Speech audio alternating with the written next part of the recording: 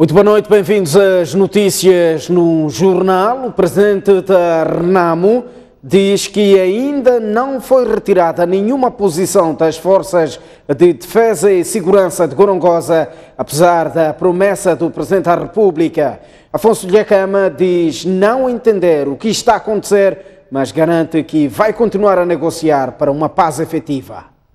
Como forma de continuar a manter um ambiente de confiança mútua entre as duas partes, iremos mais uma vez instruir a retirada das Forças de Defesa e Segurança de mais posições até o final do dia de amanhã, passando a ser as seguintes: Nyantaka, Mukotsa, Nyankunga, Mapanga-Panga, Namajiwa, Nyauchenje, Lourenço e Nhariosa. São estas as declarações que não foram cumpridas, segundo o presidente da Renamo, Afonso Dhlakama. No dia 26, depois de ter anunciado, moveu-se duas posições.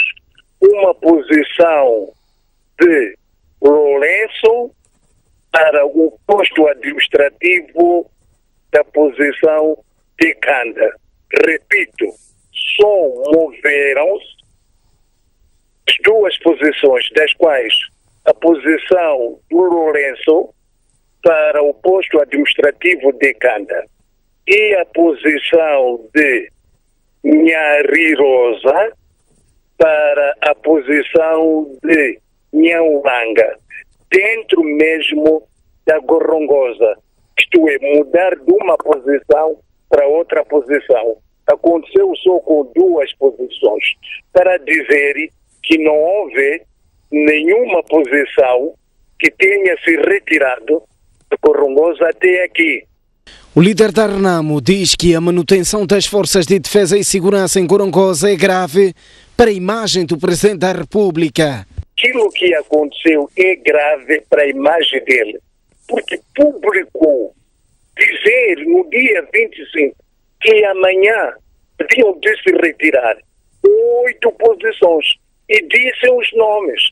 E mais acrescentou que a retirada seria acompanhada pelo grupo de monitoria que está cá na Gorongosa. Não aconteceu. Agora, se me pergunta se é falta de palavra ou não, não sei. Não é possível que ele, como comandante em chefe, constitucionalmente tenha dado ordem ao chefe do Estado-Maior, por exemplo, Graça Chongo, ou que tenha dado ordens ao Mutumum, que é o general, portanto, o ministro da Defesa queria dizer, e também que tenha dado ordem o chefe do ramo do Exército, o general Minete, essas três figuras que tenham desobediência. Não quero acreditar. Mesmo assim, o líder da Renamo garante que vai ser paciente nas negociações. A situação. Entendo. Eu vou ter paciência, vou manter e pressioná-lo para ele cumprir, porque já não é. Ninguém pode dizer que ele está a enganar o Dhlakama. Não está a enganar o Dhlakama. Está a enganar o público moçambicano, porque disse publicamente.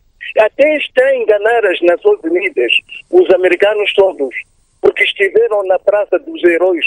Todo mundo está a ligar para mim, para que eu confirme a retirada ou não retirada. E sinto-me um bocadinho difícil, que ainda não retirou ou já retirou.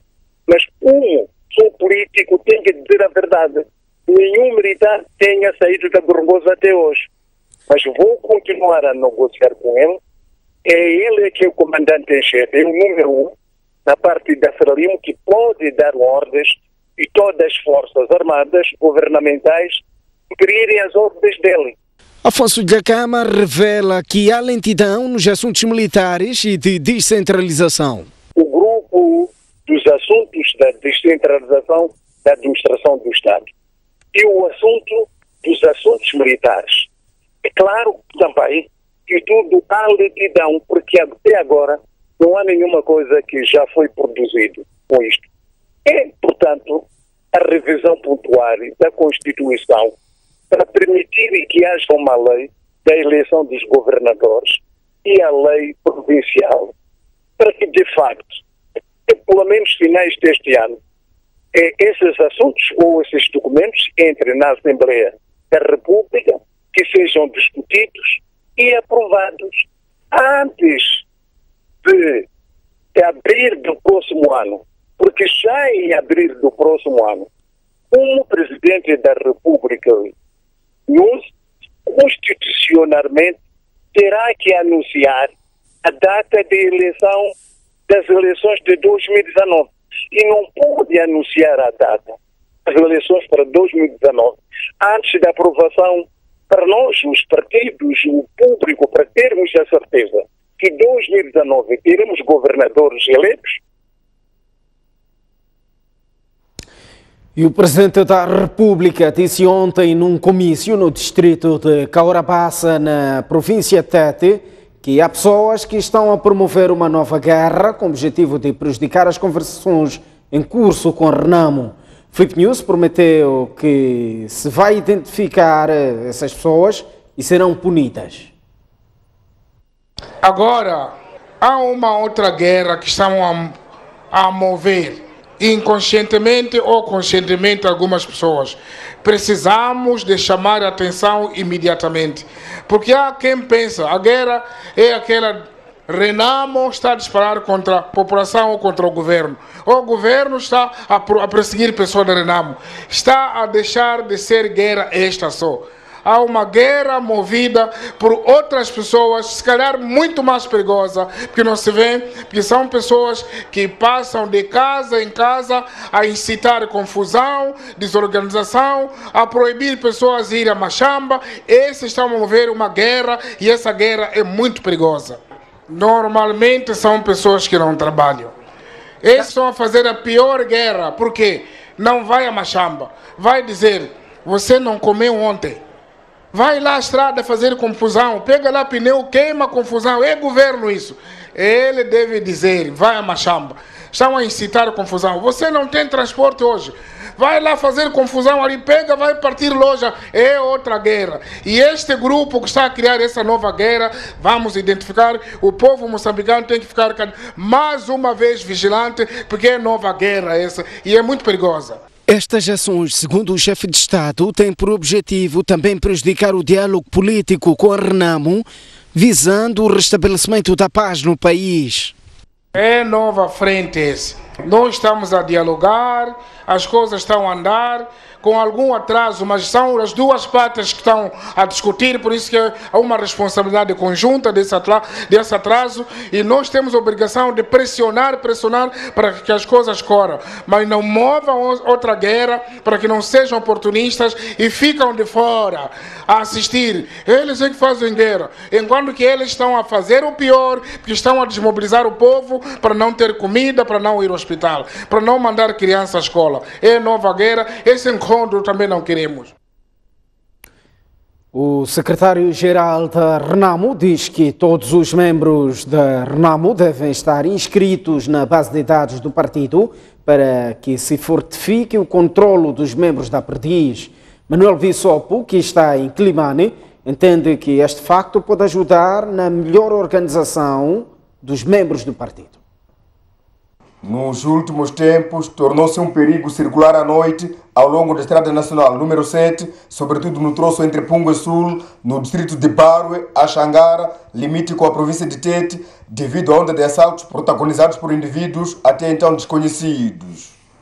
Preocupado com o fenômeno que tira sossego à população, as autoridades colocaram-se no terreno e durante uma operação apreenderam 16 armas. Das reuniões de ligação polícia-comunidade que têm sido feitas, há denúncias de portanto, haverem pessoas que usam essas armas. Uns para caça furtiva, existem outros que usam tanto para perpetrarem crimes ao longo da Estrada Nacional, portanto, colocando aqui, de certa forma, em risco algumas pessoas que se fazem ao longo da N6. E os outros usam também como defesa pessoal. Este jovem é o único que caiu nas malhas da polícia, mas nega sua ligação com qualquer grupo de assaltantes. Diz que, pelo contrário, foi detido porque usou a arma que foi oferecido pelo seu tio depois de ter alvejado um suposto assaltante. O bandido chegou na minha casa.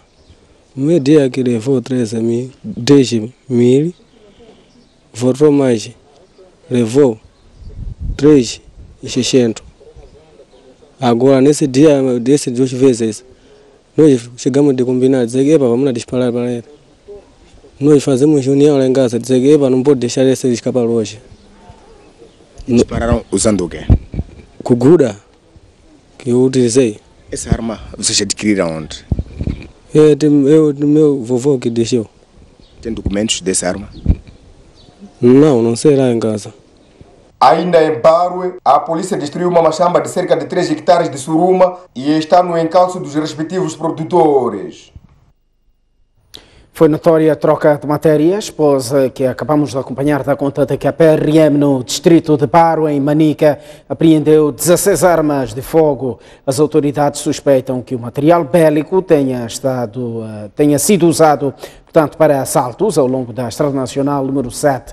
Um homem está detido em conexão com o caso. Agora sim, matéria que dá conta de que o secretário-geral da RENAMO diz que todos os membros da RENAMO devem estar inscritos na base de dados do partido para que se fortifique o controlo dos membros da perdiz. A RENAMO, a escala nacional, está a desencadear uma campanha visando colocar na base de dados todos os membros da perdiz. O secretário-geral desta formação política, Manuel Bissopo, entende que o facto do partido conhecer todos os seus membros irá permitir mais trabalho na base. Estamos a trabalhar em todo o país, há brigadas em Tete, Manica e no sul do país também já está feito, com o objetivo de garantir que o partido nos próximos pleitos eleitorais tenha um registro, tenha um conhecimento pontual, portanto, do cadastro dos seus membros. Neste processo, contamos aqui com a presença de todos os delegados distritais e os quadros como organizadores, mobilizadores. Para Bissopo, cada um dos membros tem a missão de trabalhar na base e fazer com que os próximos pleitos sejam de sucesso. Entendemos nós que este trabalho faz parte da afinação da máquina, a máquina que tem que garantir a vitória nos processos eleitorais. Estou a falar das eleições autárquicas em 2018 e as gerais em 2019. Nós temos o conhecimento, temos o domínio daquilo que tem acontecido e pensamos que este trabalho vai carimbar, vai garantir, vai ajudar o processo de controle do conhecimento total de tudo aquilo que é preciso para impormos a nossa vitória nos próximos pleitos eleitorais. Manuel Bissopo disse num outro desenvolvimento que a RENAMO vai entrar no processo eleitoral de 2018 e 2019 para amealhar resultados satisfatórios. O governo decidiu suspender a importação de frango e ovos do Zimbábue, Congo e da África do Sul devido ao surto de gripe nas aves, chamada influenza aviária. A doença já matou 300.000 aves na África do Sul e Zimbábue. Por causa da situação, o controlo nas fronteiras foi reforçado. No dia 23 de junho, o governo decidiu suspender a importação, a partir da África do Sul, Zimbábue e Congo, de aves, carnes frescas ou congeladas, pintos de um dia, ovos, produtos originários de aves que são usados para alimentar animais e outros, com exceção dos processados e tratados através do calor. Trata-se de uma medida que visa evitar uma morte massiva de aves diversas provocada pela doença. Caso a gripe aviária entre em Moçambique, teremos uma morte massiva de frangos, portanto, o país poderá ser afetado na área da produção de carne e também de ovos. Apelamos mais uma vez à população, aos avicultores, no sentido de mantermos a vigilância nas unidades de produção. No mundo, 35 países são afetados pela doença, sendo 6 do continente africano e 3 da África Austral. O surto no Zimbábue foi no dia 2 de junho e na África do Sul, a 22 de junho. O pato selvagem, uma ave migratória, é o reservatório natural do vírus que causa a doença. O diretor nacional de veterinária explica que o vírus que causa a doença, H5N8, não é transmissível ao homem. Contudo, é necessário manter-se as medidas de biossegurança, evitando o contato com as aves, evitando visitar unidades de produção avícola neste momento. Com a suspensão, o país deixa de importar para o consumo mensal mais de 600 toneladas de frango. 100% dos ovos de incubação são importados da República da África do Sul. Então, face a isso, não teremos pintos, portanto, os produtores de frango não terão pintos e toda a cadeia de produção de frango irá ser afetada. O governo está a trabalhar com as empresas incubadoras que têm importado ovos de incubação, no sentido de procurarmos alternativas. Para as próximas 2 semanas, a produção de pintos está garantida, mas na terceira semana, não. Para essa altura, o governo está a pensar na importação de ovos da Zâmbia e de pintos da Suazilândia, enquanto a África do Sul se organiza. A seca provocada pelo El Niño poderá voltar a afetar as zonas centro e sul do país na próxima época chuvosa, que inicia em outubro. Face à situação, o INGC reuniu hoje para avaliar o nível de prontidão e diz que é preciso continuar a poupar água. Os dias difíceis resultantes da falta de água ainda não têm um fim à vista. Em meio à escassez, que desde janeiro obrigou as autoridades a abastecerem água de forma condicionada, há indicações de um novo El Niño, fenómeno caracterizado por seca. Face às projeções que podem estar desenhadas para a próxima época chuvosa, estivemos a analisar aquilo que é o nível de preparação dos setores para os fenómenos que possam advir dos eventos extremos desta época chuvosa. O setor de água está a trabalhar neste sentido para a componente de gestão de recursos hídricos ao longo das diversas bacias que nós temos no país. Os gestores de calamidades dizem também que é preciso poupar comida, porque poderá se produzir pouco nas machambas. Ao nível das comunidades, continua a campanha de sensibilização para a componente da conservação dos alimentos, dos produtos que vêm da colheita desta campanha agrícola. Daí que setores como da saúde, por exemplo, devem estar atentos a questões de desnutrição. Contudo, o Instituto de Gestão de Calamidades aguarda pelas previsões meteorológicas a serem feitas em setembro para ter a dimensão dos efeitos do El Niño. O governo vai apostar na transmissão de conhecimento adequado para reduzir o número de novas infecções pelo HIV. Esta ação será materializada através do novo plano de ação de estratégia de comunicação para o HIV-Sida, hoje aprovado. Segundo o relatório do IMA-Sida, o índice de prevalência do HIV-Sida saiu de 11,5% de 2009 para 13,2% em 2015. Estes números refletem um aumento no índice de prevalência. Face a esta realidade, o governo aprovou nesta sexta-feira o Plano de Ação da Estratégia de Comunicação para o HIV-Sida. O plano tem como principal objetivo comunicar para criar a mudança de comportamento na sociedade. Precisamos manter as pessoas informadas. Por quê? Porque mudança de comportamento tem que ser iniciada, tem que ser desenvolvida e tem que ser mantida. E como nós conseguimos isso? Conseguimos isso através de atividades contínuas. Então, esta campanha tem este plano de ação de comunicação visa exatamente assegurar de que a informação é transmitida de forma permanente aos diferentes grupos alvos, mas à população no geral. O secretário executivo do Conselho Nacional de Combate ao HIV-Sida diz que este plano vai acelerar as ações já existentes da Estratégia Nacional de Combate ao HIV-Sida. Nós o que pretendemos com o plano é acelerar este esforço de passarmos a informação. Não quer dizer que paramos no tempo. Agora nós queremos acelerar e isto entra em efeito amanhã, no sentido de que é um conjunto de atividades, algumas temos a possibilidade de iniciar amanhã, outras vamos iniciar nos dias que vêm. A estratégia tem como principal grupo-alvo jovens e adolescentes, crianças órfãs e vulneráveis e as trabalhadoras do sexo, por serem mais propensos à contaminação pelo vírus HIV.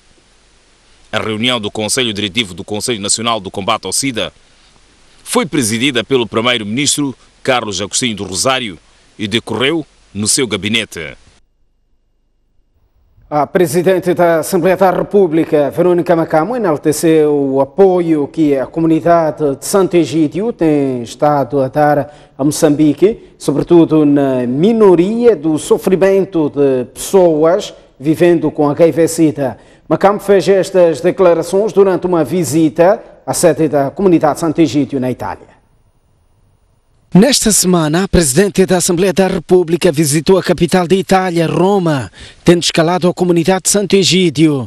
No local, Verônica Macamo falou do papel que esta organização desempenha na redução do impacto nas pessoas afetadas pelo HIV-Sida em Moçambique. Fundo do coração, saudar o trabalho que têm feito, porque tem sido uma grande ajuda, muito grande mesmo, e continua, nós lhes damos força, e aquilo que for necessário fazermos para vos ajudar, estamos à vossa disposição, porque estão a fazer um trabalho muito que efetivamente ajuda o país a caminhar, ajuda o país a andar para frente.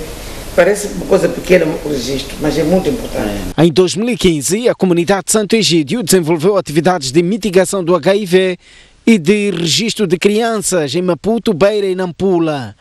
A comunidade de Santo Egídio é uma organização católica fundada em 1968 em Roma, na Itália, dedicada a obras de caridade, evangelização e promoção da paz. Saímos a esta altura para uma curta pausa, voltamos dentro de instantes com o melhor de informação. Até já.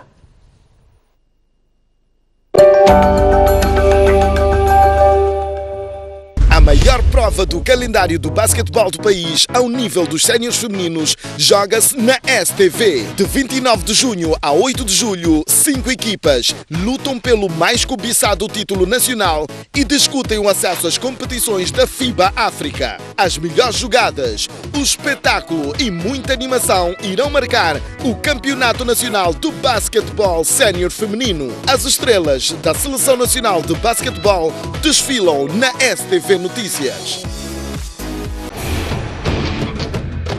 Da queda de Dilma Rousseff na presidência do Brasil, a tomada de posse de Donald Trump e o efeito global. Até a crise no Médio Oriente, o Brexit e o estremecer da Europa. A política, a sociedade e a economia africana. Estes e mais assuntos são analisados aqui na STV Notícias.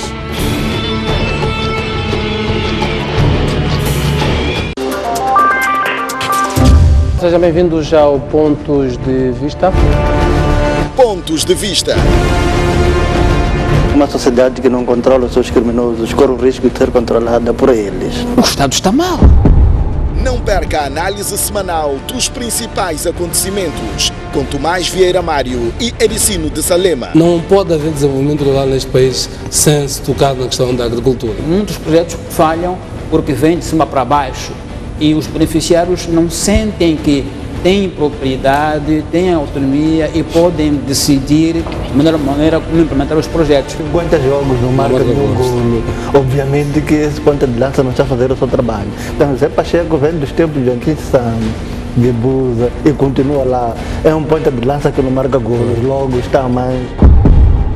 Pontos de Vista, aqui na STV.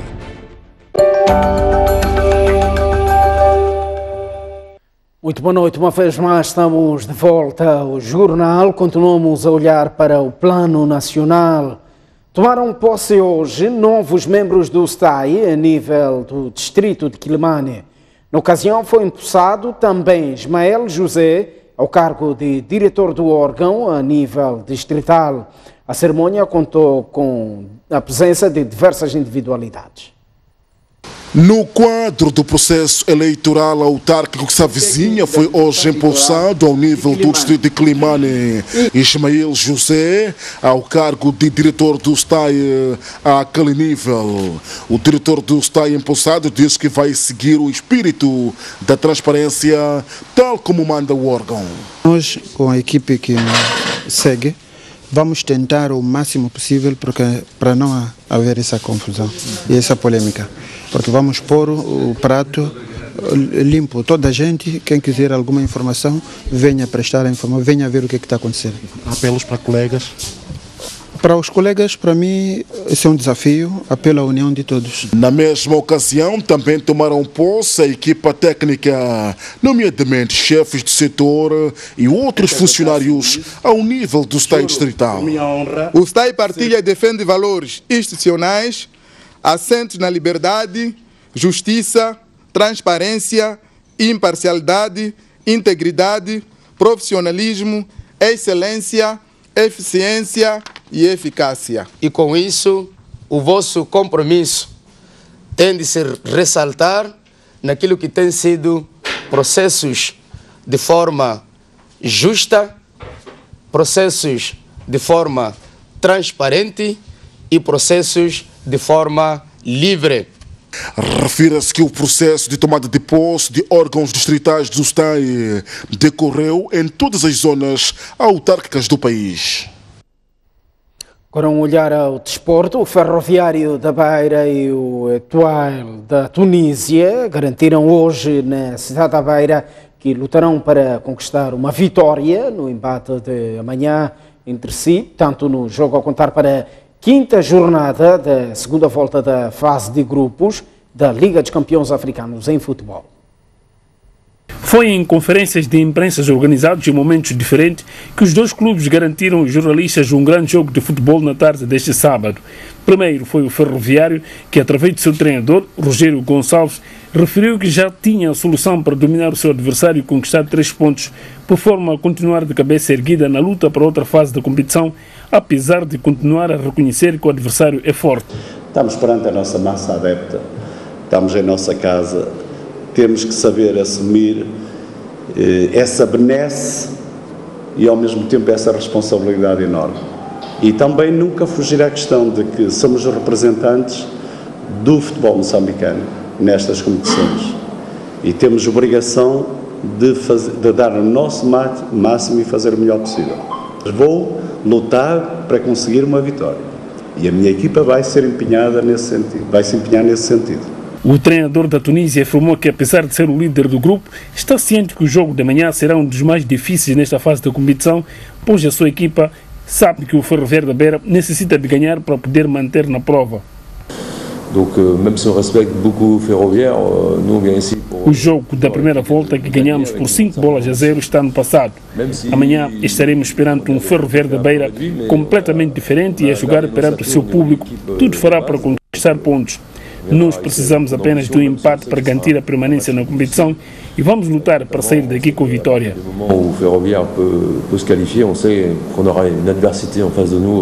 Ainda hoje, a equipa tunisina esteve no Caldeirão da Beira, onde ensaiou algumas jogadas táticas para o jogo de amanhã.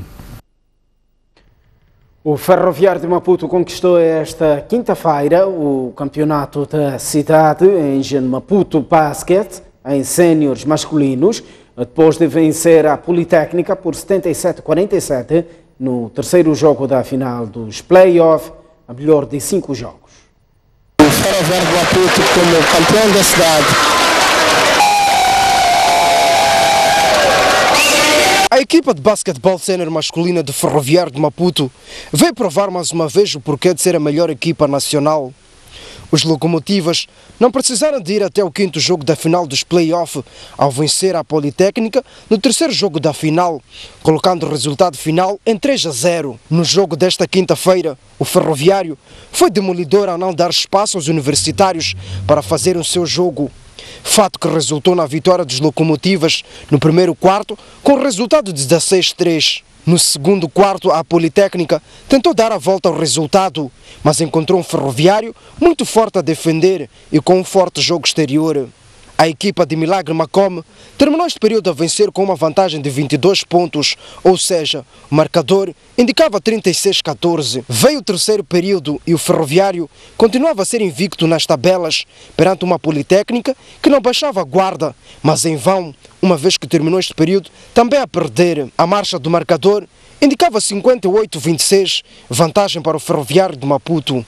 Veio o quarto e último período e o Ferroviário geriu a vantagem, fazendo jogar quase todos os jogadores.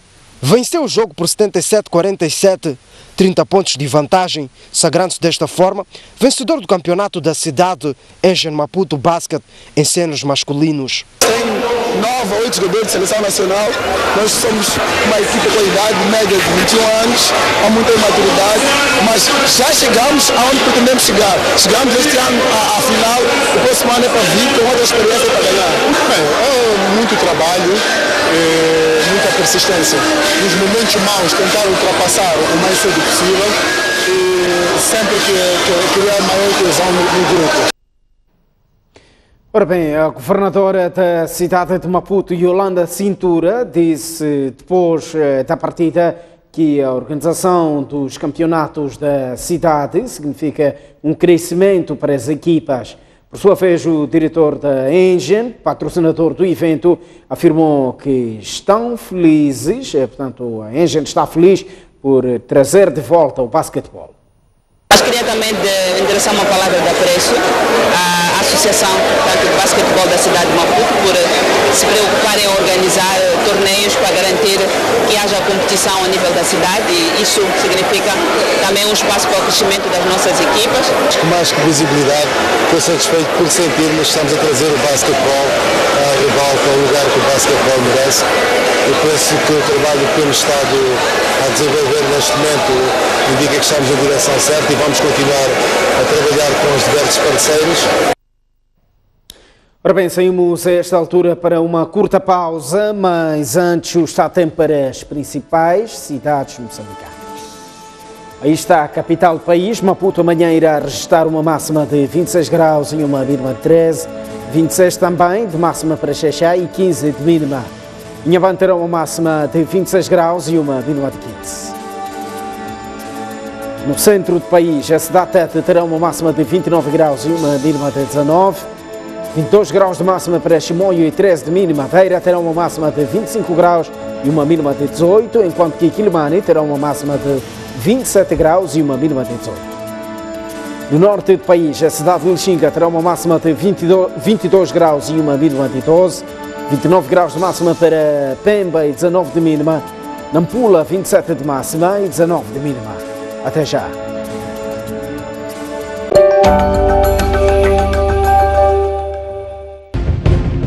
Aqui não há presença das alfândegas, nem sequer da agricultura. Por que assistir o grande plano? Porque dá mais do que a notícia. Procura aprofundar os factos e trazer as respostas que você precisa ter. Por trás deste produto está uma equipa que não mede esforços para chegar onde é necessário chegar, mesmo que ultrapasse fronteiras. Um projeto de gasoduto. Caminhe conosco e vai conhecer as vozes que contam as histórias da nossa terra e não só. Ah, não se esqueça, as melhores reportagens estão aqui.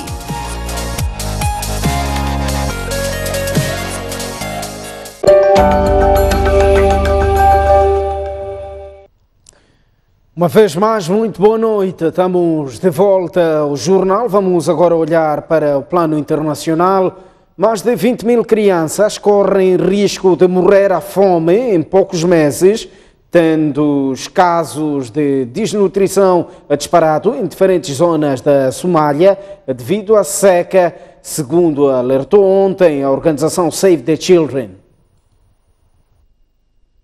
A queda irregular da chuva não permite salvar as colheitas e o gado, pelo que as famílias se veem sem suas principais fontes de alimento. A organização não governamental apontou ainda a subida de casos de desnutrição em pelo menos 9 distritos do país e pediu à comunidade internacional a intensificação de ajuda para lidar com esta emergência humanitária. Nos últimos meses, as organizações internacionais têm alertado repetidamente para a necessidade de atuação imediata na Somália, de modo a parar esta situação. Caso contrário, o país irá passar por uma nova crise de fome, como a que ocorreu em 2011, quando cerca de 260 mil pessoas morreram. Recentemente, o Fundo das Nações Unidas para a Infância alertou que o número de crianças que sofrem ou sofreram de desnutrição aguda na Somália vai aumentar em 50% em 2017. De acordo com a Unicef, as crianças malnutridas têm 9 vezes mais probabilidade de morrer de doenças como a cólera, diarreias agudas e sarampo. Atualmente, 6 milhões de pessoas, metade da população da Somália, enfrentam uma situação de precariedade alimentar como consequência da seca que assola o país. Aliás, não é só este fenômeno que afeta a Somália, mas também o conflito militar entre forças do governo e rebeldes está a causar várias mortes e deslocados. O presidente do Brasil, Michel Temer, poderá ou pode estar a enfrentar uma série de protestos convocados por sindicatos de trabalhadores contra as reformas econômicas propostas pelo seu governo. Os movimentos de trabalhadores tentam contrariar as mudanças no sistema laboral e também no sistema de pensões do país, que beneficia mais o patronato do que o trabalhador.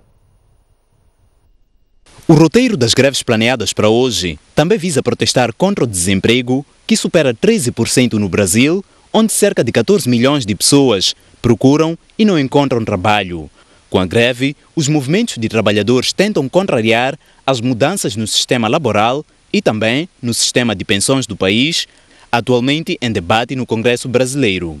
O fato é que os sindicatos acreditam que as mudanças na legislação laboral penalizam o trabalhador e beneficiam o patronato. A greve será mais um teste para o governo do presidente brasileiro, acusado de obstrução à justiça e associação criminosa, crimes que podem valer outras denúncias ainda não formalizadas pelo procurador Rodrigo Janot. Encurralado pela justiça, o chefe de Estado articula o apoio dos seus aliados para empurrar as reformas dos sistemas laboral e de pagamento de pensões, 2 dos pilares da política econômica de austeridade proposta pelo seu governo.